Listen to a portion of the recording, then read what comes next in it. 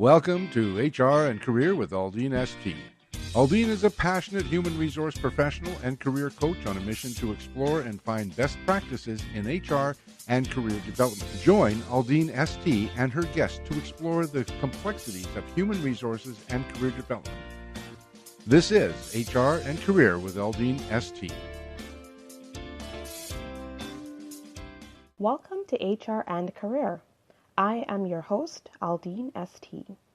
As a human resource professional and well-being life coach, I am passionate about using my expertise, skills, and experiences to help organizations improve their productivity, performance, competitive position, and bottom line by infusing strategic human resources into their business strategy. Today's job market is populated by global talent, making it even more difficult for applicants to stand out and more challenging to truly map a career path. This new way of work not only impacts candidates, but also how companies find, select, manage, and retain talent. On the show, we will also explore career development and evolution and what that means for candidates, employees, and businesses. Join my guests and I each week as we explore the many facets of human resources and career development, providing greater perspective, unique insights, resources, and practical and actionable advice that you can use right now to move you forward. Enjoy the show. Well, this is our premiere episode of HR and Career with AldeenST, and for our first episode, I've got a special guest. But before I introduce her, I'll just like to tell you a little bit about myself and a little bit about the show. So HR and Career with AldeenST is really focused on HR professionals and career-minded professionals who are looking for resources to increase and empower their reach in their careers, as well as focus on HR activities. So today I've brought on none other than my mother, Dr. Altheia Simmonds, to kick things off, to set the tone. In our first segment of the show, we're going to be talking about the skills that are really important as professionals, that really give us an edge when we enter into our professional sphere of life. So I'm going to introduce her now. Dr. Simmonds, welcome to the show. Hi, Aldeen. Thanks for having me. It's good to hear you, and it's good to be on your show. Perfect. Well, I figured the best way to kick off something like this would be to have my mother, Dr. Simmonds, here on the show. Now, having spent over 30 years in the education field, motivating, teaching, lecturing, working with molding young and mature minds, I figured having that much experience in the professional realm, she would be a perfect candidate to come on and talk to us about some of those skills that have really helped professionals to really shine in their industry. So, Dr. Simmonds, why don't you tell us a little bit about those skills that are really impacting people's professional lives? Okay, those are very important skills. We might not have to write them on our resume, but we need to have them. So it's really good that you want to find out what these skills are. I think the first one I'll touch on is punctuality. Now, people are sometimes habitually latecomers, and it is so important to be a person who knows how important it is to be on time. Now, for all our jobs, one of the main things we need to do is to be on time. That is so true. And a lot of people overlook that. People think, you come in, work starts at 8. It's okay if I roll in at 8:01, 8:02, especially tenured employees.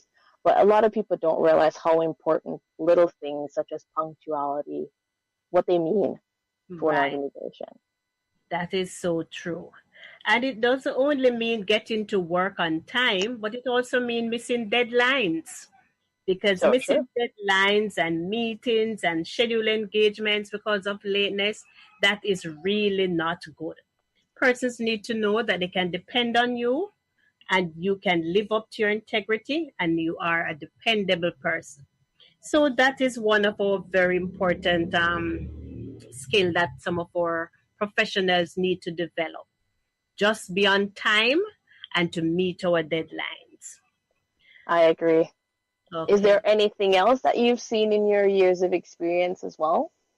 Yes, I think another important thing is our discipline. That one might sound simple, but some persons just have no regard for others. And so sometimes it makes such a misfit when you get in the workplace. Oftentimes, I've heard persons complain. I'm in this circle where you hear persons say, oh, that is such a bright mind, but he's a wrong fit. And I sometimes smile about that, because some persons, they are good for the job, but they're not good. Their discipline for that job is just not there. That's true. I'd want to say some of the experiences I've had too in my coaching career, a lot of people don't understand how important fit is to a company these days. There's so much you can do to level out from an educational perspective, from a skills perspective. But once you get in front of an employer, once you get into your department, once you start moving up the corporate ladder, it all comes down to fit and your ability to be disciplined, being able to follow the rules, conform, still have that innovation, but also be able to fit into what needs to be done, getting things done, knowing what your place is, and how to execute that in a professional manner. Right, so true. And I keep telling my colleagues and telling those I coach that discipline really gives us the edge of conducting ourselves in a professional and respectful manner.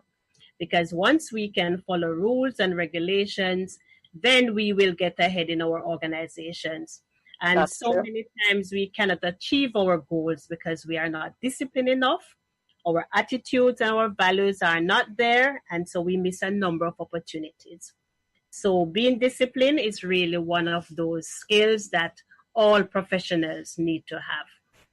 And a lot of people I've found think that, really what gets me the job or what moves me forward is my ability to, have that MBA, complete my MBA, have those cutting edge skills, top notch Microsoft skills, knowing software. But really it comes down to that discipline, that ability to work with the team, collaborate. Those core things really make or break you in an organization. In a recent article I put out on my blog, it talked about 5 ways that you can really move your career to the next level. And I think number 2 was really talking about being disciplined and being able to leverage that to your advantage. So to your point, if we want to tie in the punctuality, being punctual, being dependable, being able to stay within those deadlines, being able to support people in a dependable way often results in you being seen as, a key part. And that is so important in being a good company fit. That is really true. And then I think I would touch on collaborative skills, because all 3 seem to run side by side. That's true. So that these days, and we have a lot of teamwork, and in order to get ahead, we need to be able to work in teams. And so if you don't have that collaborative skill, those skills within you, it's sort of difficult to work with each other.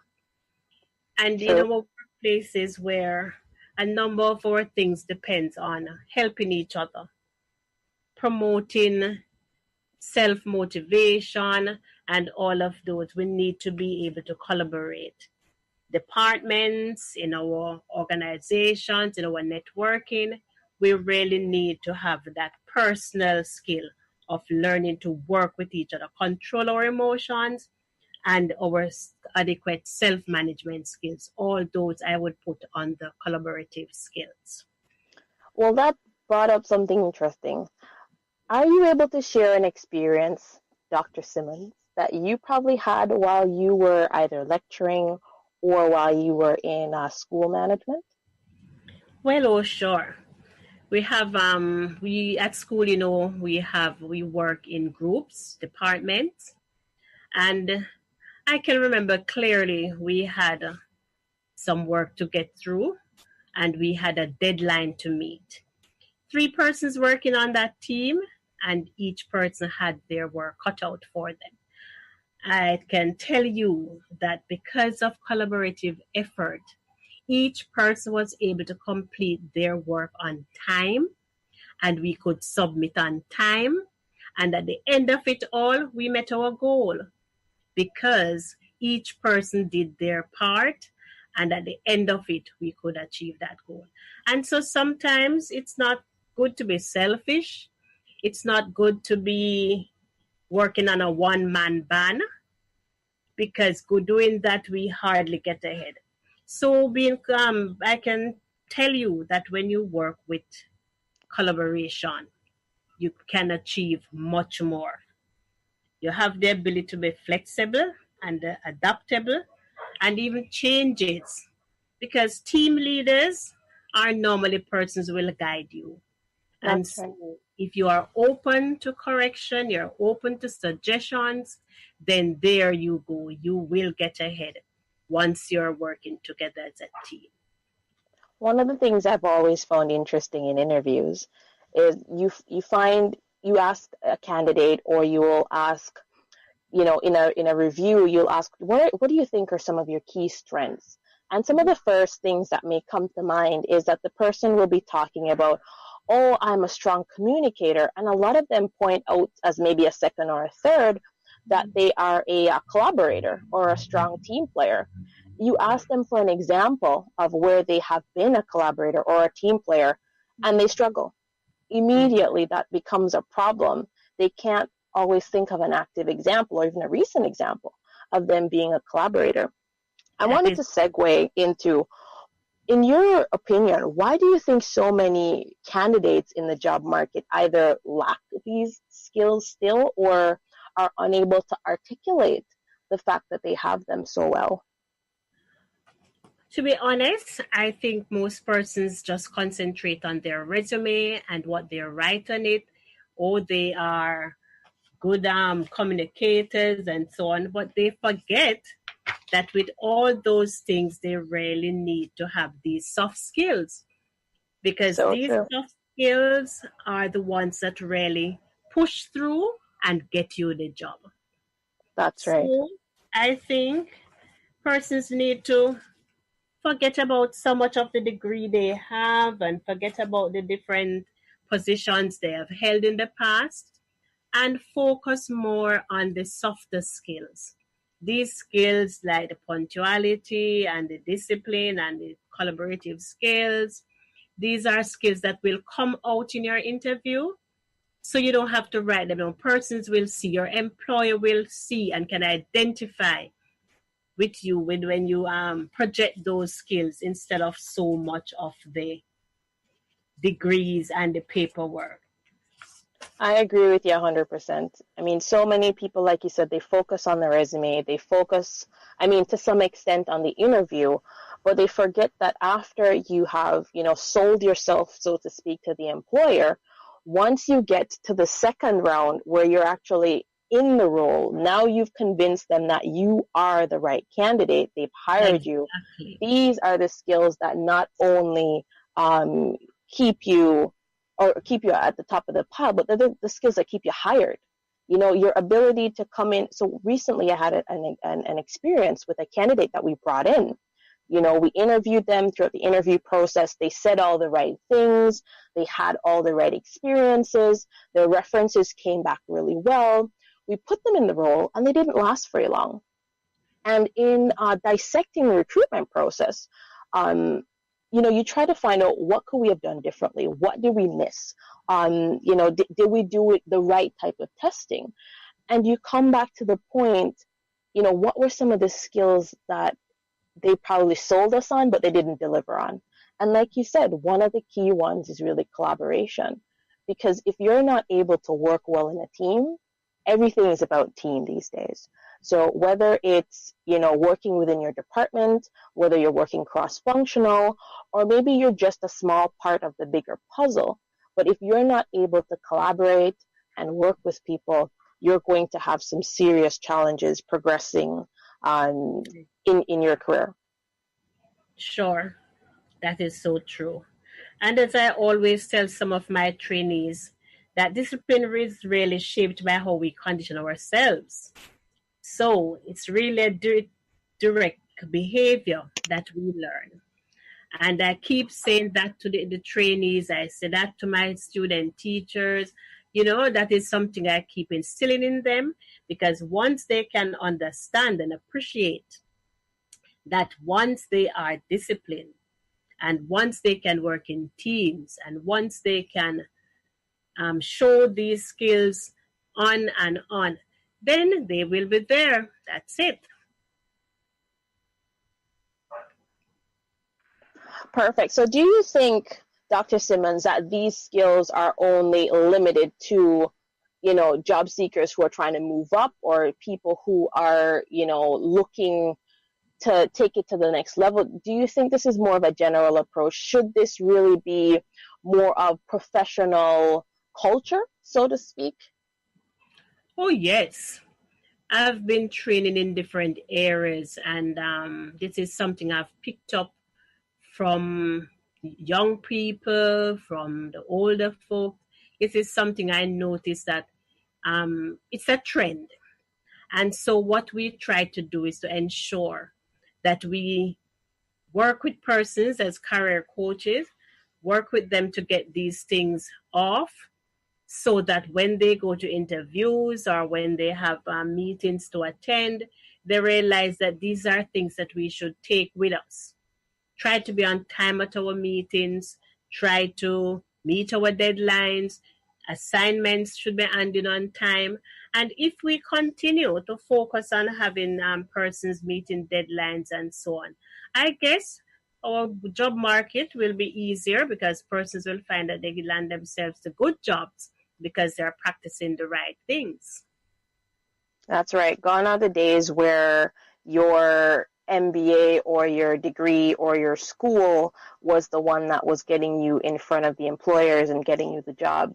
Now, to your point, it's all these soft skills, the skills that people don't always think of or talk about when they're in an interview, that really become the differentiators once they start in a new role, or once they try to expand their professional lives. With me today, I have the pleasure of having my mother, Dr. Simmonds, with me. We're talking about must-have skills for today's job market. Our first segment drilled down into some of the key skills that you would need to create an edge in today's job market. This segment we call Truth or Myth. We're going to be tackling some of the common misconceptions, or perhaps they're accurate truths in the job market. And I'm going to ask Dr. Simmonds to shed some light on each of these areas. And I'll start off with the first one. I only need to be punctual and professional when I'm looking for a job. Truth or myth? I'm happy you are touching on truths and myths today, because so often persons say, okay, this is a myth. I don't have to do it. I don't have to do this. I don't have to do that. So that's a very important one, that we need to be punctual and professional when we're only looking for a job. That is certainly a myth. Punctual and professional comes together. If you are going to be a professional, then you have to make punctuality your key. Now, certainly a myth, because our behaviors should be consistent. And That's when right. we are on, whether we are on or off the jobs, our behaviors should always be consistent. Now, I was just saying that behaviors can reduce our productivity, because if we think that we can be late for this, if we can relax a bit because, okay, we're in a job and then we don't need to, then certainly you're going to lose your professionalism. I agree. I was just interjecting there to say that, again, I agree with you. It would be a myth, because those characteristics become a part of your character. And that is something, as you are a professional, you continue to build that. And once you've built it to a point, it takes a minute. It's one late occurrence and people go, oh, it takes one instance almost to notice a flaw in your character, and it takes so much longer for you to build up a positive one. Yeah. So that takes care of number one. Number two, I should only care about what my immediate manager and department think. That's another myth, Aldeen. One of our buzzwords these days is just in our job market is collaboration, as we said before. That's right. Our immediate manager and department is only a link in our organization because each department work together to make the full organization. And so I realized that once you can contribute effectively to your workplace, that will help to define whether you get a promotion or a dismissal. As simple as it sounds, your worth is multiplied when you are flexible. And that is what some of our professionals lack these days. They are not flexible. They are not up for change because they feel that, okay, everything will depend on me, so I don't have to stand up to some of the what I have to do. But it's interesting that when we help our colleagues, it only strengthens our relationship and it fosters growth in our organization. So any well-thinking person will realize that for me to get ahead, then I need to strengthen my brother or strengthen my department or strengthen my organization, because in the long run, growth comes and it's going to benefit each person. I agree. Again, I'm going to refer to that recent article where we talked about 5, things that we can do to take our career to the next level. And just as you mentioned just there, your department is a small part of the bigger picture. If you really want to be valuable in this job market, if you really want to stand out, you can't just think about helping your immediate, I'm going to say family or team or group. You have to think more corporate. You have to think, what can I do at a corporate level to continue to support the vision? And a lot of employees may say, oh, I'm just a shipper at the bottom of the pile, or I'm just the salesperson, I'm just a purchaser, I'm just an accounting clerk.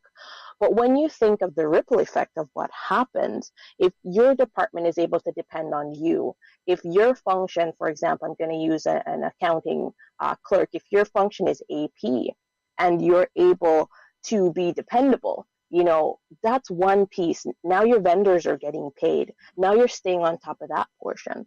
So understanding that supporting that small function now means your AP is in good shape. So your accounting side starts to see that. And whenever you have that opportunity to move on to the next level, people look at how diligent you were. Maybe you're open to taking feedback or supporting another department.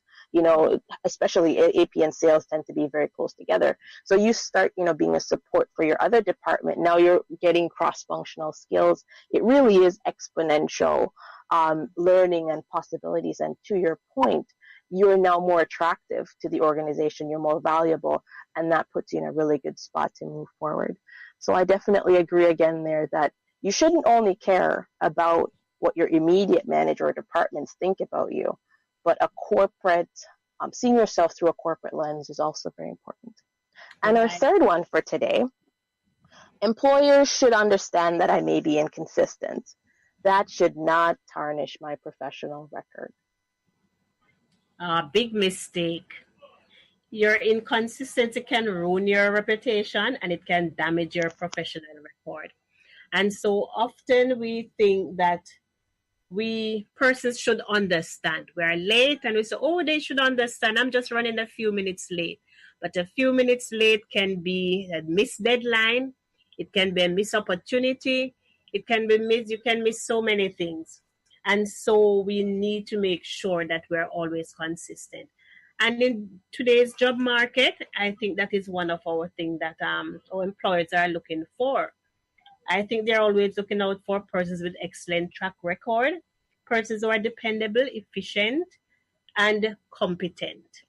And in our job market today, especially with our job search, if we miss one simple opportunity there, then we are going to be out. Because remember now that we are in a job market that is very competitive, and the employers are always looking for the best. That's so true. If you want to be at the top of the employment list, then we need to be consistent, and we need to make sure that we have established values and principles, and make sure that we stick to those. One of the things I've also observed as well is that our inconsistencies can really affect our ability to get a positive reference. A lot of people don't think about that when they are, hopping from a job to another job, or maybe they've made some mistakes and they don't want to correct them, or they haven't corrected them, or maybe they got correction and, didn't take that in a positive light. Your character is really built from a series of your own actions. So your continuous actions build your character. So if you have, started to, I'm going to say, manifest inconsistencies, you're going to find that it may not happen the first time or the second time you have the inconsistency. But as you continue in your career, you're going to start to see a pattern of inconsistencies happen. And once that pattern starts to manifest itself, like you mentioned, your record will start to get tarnished. And that's something similar to your character. It takes a long time to build up, but it only takes one inconsistency or one questionable action or one scenario where your whole professionalism comes into question. So again, definitely another myth. I will agree with you, Dr. Simmonds. Like you mentioned reference, because so often persons come to me and they say, okay, I would like to get a reference, and you're trying to say to them, you can only get a good reference if your consistency have been good over the years, your track record is good, you have been dependable, you have been efficient. You cannot get a perfect reference if you know that you're hopping from job to job and your duties are undone and you're not meeting your deadlines and all of that. So in order to get a good reference, which is so important in today's job market, then we need to be consistent. And as you rightly said, you cannot be hopping from job to job and hopping from different places and different things. You need to be consistent. I agree. And I want our listeners to understand that while we mentioned hopping from job to job, explainable job changes are not the focus here. What's the focus is making sure that your actions are consistent. Whatever you practice in your professional life is consistent. Because I've actually heard people say, oh, I've only spent a year here, I only spent a couple of months here. What will employers think? Will they think, I'm unable to maintain a proper job, or maybe in some other terms, inconsistent? And my advice to them would be, you want to make sure that your work speaks for itself, that you have every role that you've been in, you should always aim to have a positive reference in that role. Whether you spent a week, you spent 10 years, you want to make sure that whoever calls, or if they mention your name, it will never be, oh, we're happy she's not here, or we're happy he's not here. But you want to make sure that there's a positive feeling or a positive reference comes when they mention your professional experience at that particular role. You're correct on that. And being a person who have been writing references for so many persons over the years, it is keen to note that for you to write a proper reference, then you have to have proper attitude, and if it's the proper behavior, the proper professionalism, so that you can write something that will stand out. Today I have on with me none other than my mother, Dr. Simmonds. She has been sharing some really insightful experiences with us. She's also been talking a lot about some must-haves for today's job market. A lot of people have thought that your must-haves, you have to have strong skills, strong experiences. That is true, but a lot of us forget those soft skills. She has been so kind to walk us through some of the soft skills that she has found really useful and has been recommended to her clients and colleagues over the years. For our final segment, I call it the level up segment. So what advice would you give to our listeners now who are looking to take it to the next level in their career? Okay, I'm happy to be able to share with my listeners because sometimes these points, we just listen to them and we don't take them forward. So I'm going to put them in 3 parts for you, and so you can they can understand. Now, the first one I would look at, most important, is to position yourself for success. Now, if you set some clear personal and professional goals for yourself, and you devise a step-by-step process to reach there, then that will help us on our way. So my first point would be to position yourself for success. And so many of your articles, Aldeen, have been following, where you give persons steps to interviews, steps for writing resumes, and so on. I find them helpful. And I realize that in reading them, you have highlighted a number of these things that will help persons to be successful in their interviews and in their career on a whole. And so I just want to strengthen those points where persons just need to be focused, know what they want, and position themselves to get these positions.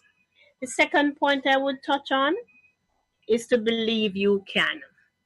Now, a number of us don't believe in ourselves. We say, oh, we can't do it. Others can do it, but we can't. And that is what prevents them from hitting that big job, because they doubt themselves and they don't believe that they can. And so that is one thing I would want all our listeners to remember, that if they believe in themselves, then they can do it, and so they can. And the final one I would want to touch on, it's very important, is our networking. Now, networking is very, very helpful. We need to work with a career coach and see the difference, because I find that when you work with your career coach, then you will find that profession that you're heading towards. You will find that this is what I really want, and it also helps you to decide maybe that is not the career you really want. But the important thing is to celebrate all your successes. Make sure that each time you get something done right, you get something done on time, you got a little promotion, celebrate. Believe you can, celebrate yourself. And so that is very important for us to move on. Then with our career coach, find somebody who is experienced. Sometimes we link with persons, we network with persons, but they're not really the professional or the experienced, productive person that we really want to be linked with. And in order to get in the right place, then I think we need to find the person who can really lead you on, who is progressive, with the right attitude, and that will guide you in the right direction. So if we follow those 3 simple points, and I just try to make them simple that our listeners can understand them and can follow them. And I'm sure if they work with these and work with their career coach, I think they will be perfect for that job. Perfect. Really great words of wisdom there, Dr. Simmonds. I know you have taught me quite a bit, having lived and worked with you as well. Those are some really key points that you've mentioned. And I want to touch on the last one, which is a career coach. A lot of people these days, I think it's almost like the rise of coaching that we're living in. A lot of people are connecting with career coaches. They're accessing career resources. And that is such a great resource to tap into.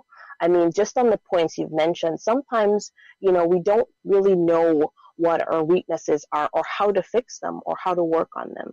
And to your point, having a career coach or even a mentor, if you're not able to find or afford a career coach, is such a critical part of your career development that, I mean, any of our listeners, I'm sure, having listened to the points that you've mentioned so far, if there's anything that you can take away, it would be, get that feedback and then tap into, working on those key points that will really make you or really make a difference in your professional life.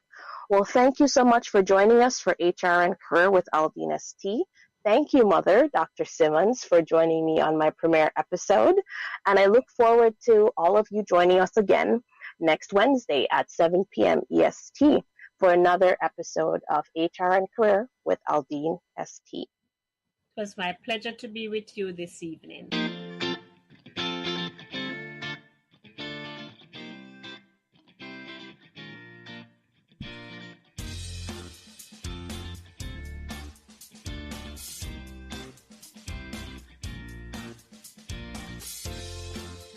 Thank you for joining HR and Career with AldeenST.